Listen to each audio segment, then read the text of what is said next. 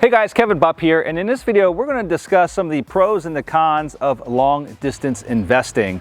And long distance investing basically means investing outside of your hometown, okay? Maybe a few hours or more away from where you currently reside. You know, there's a lot of concern with investors around investing outside of their backyard. And to be warranted, fair enough, but there's also a lot of benefits as to why you should consider investing outside of your own backyard. And one of the big benefits that I have seen is that if you live in a higher price market, you know, for example, use New York or California or Washington State or Oregon, or you can pick many off that list, you might not be able to find the yield that you're seeking. You might not be able to find the yield you're seeking in your own backyard, and so you might have to invest outside of your state or outside of your marketplace in order to accomplish your investment goals. And so it's very common that you'll see folks in those higher price states invest in maybe Midwestern states, lower price states where they're going to get a much higher yield in their money. And so that's one of the big benefits of investing out of your backyard. If you're in one of those expensive states, then you might have to go further out to find the yield that you're seeking,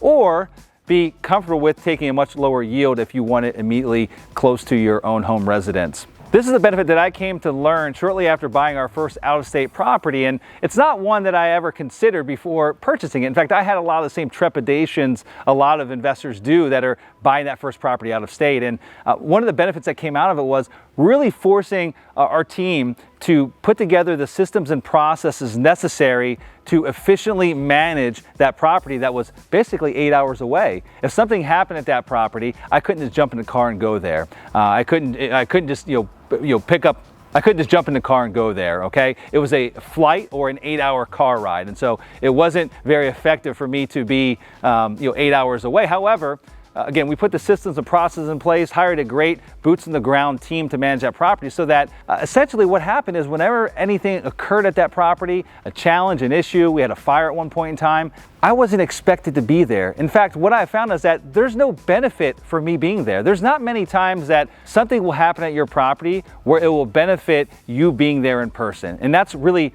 one of the big pros that I found, is that you are forced to put those systems and processes in place. Now let's talk about some of the downsides of investing outside of your own backyard. Obviously, one of the big ones is travel cost, right? I mean, you're gonna have to travel to that property. Hopefully, I mean, you'll have a good team and good systems and processes, but more than likely, you're gonna have travel costs associated with visiting that property. Maybe it's one time a year, 2, 3, 4 times a year, depending on the property. And if it's a renovation project, you might be visiting it multiple times a month. And so you've got to factor the travel expenses into the equation. And really where that becomes a hindrance is on smaller properties that have smaller gross revenues. If you have multiple thousands of dollars worth of travel expenses and it's only a duplex and you're going back and forth multiple times a year, you could eat up all the net proceeds just with travel expenses alone. And so you want to be very careful of that. A lot of times a much larger property will easily absorb those travel expenses, but it's something to take in consideration. And again, one of the other downsides is no immediate oversight, which I see as more of a benefit than a downside. You can't be there. You're not there immediately. Now, where the challenges come in with you not being there immediately, close by to where you can drive to the property, is if it's a major renovation project.